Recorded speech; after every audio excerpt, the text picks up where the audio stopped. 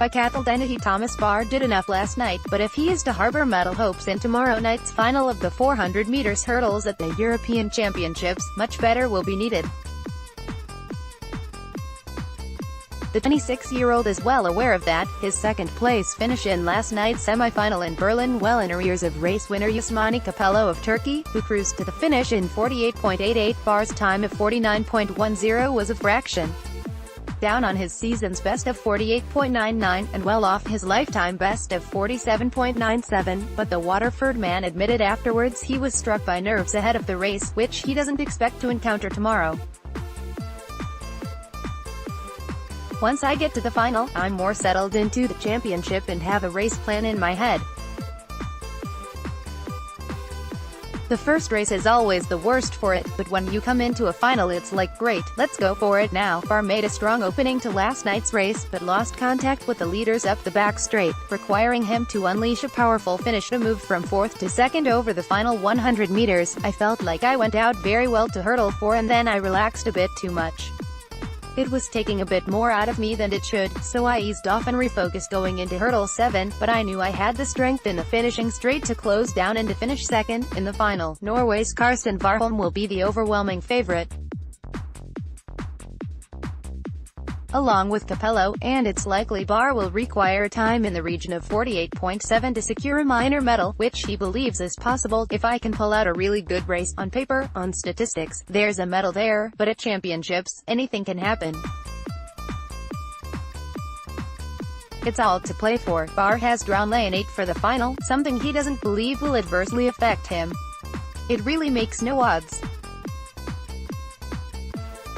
If I was in lane 1 I'd have a view of the whole field, but in lane 8 you've not got as sharp a turn so you can attack the hurdles more."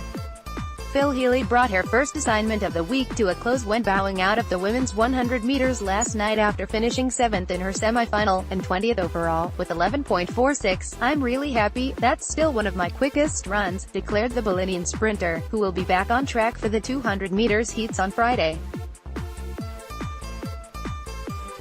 Sligo 20-year-old Chris O'Donnell impressed in his senior championship debut, running a season's best from lane 1 of 46.81 to finish 6th. "I'm one of the youngest competitors here and this experience will stand to me in future championships," he said. Elsewhere, Brendan Boyce faced a different kind of test yesterday, the 31-year-old Donegal man making life as difficult as possible for himself in the men's 50 km race walk with his early exuberance in stifling heat. After an injury-hit summer, one in which Boyce missed 6 weeks of training with a stress fracture in his tibia, he threw himself towards the front of the race through the first half, the wheels eventually coming off as he struggled home 19th.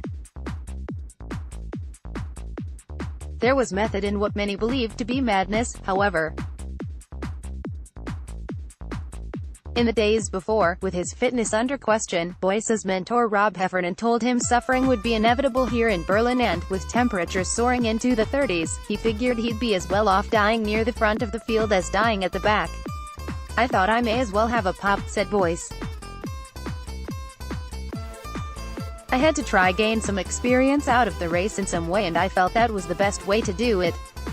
At 30 km Boyce was still in the medal hunt, but by 40 km the wheels were starting to loosen and he slipped back over the final hour before reaching the line in 4 hours 2 minutes and 14 seconds, 16 minutes behind gold medalist Marianne Zakalitsky of Ukraine. "That was the toughest race I've ever done," said Boyce, and, shortly before he was helped away by Irish support staff, he vowed that the effort would not be in vain. "If I'm 100%, you'll see me in the lead group next year, and hopefully it'll be for 50k, not 35k. There was no joy for Siofra Clary Butner or Claire Mooney in the 800 meters heats, the former finishing 6th in her heat in 2 minutes 2 seconds and 80 milliseconds, with the latter fading from 1st to 8th over the final 200 meters, clocking 2 minutes 4 seconds and 26 milliseconds. Stephen Scullion came home 23rd in the men's 10,000 meters final in 29 minutes 46 seconds and 87 milliseconds, a race won by France's Mourad Amdouni in 28 minutes 11 seconds and 22 milliseconds.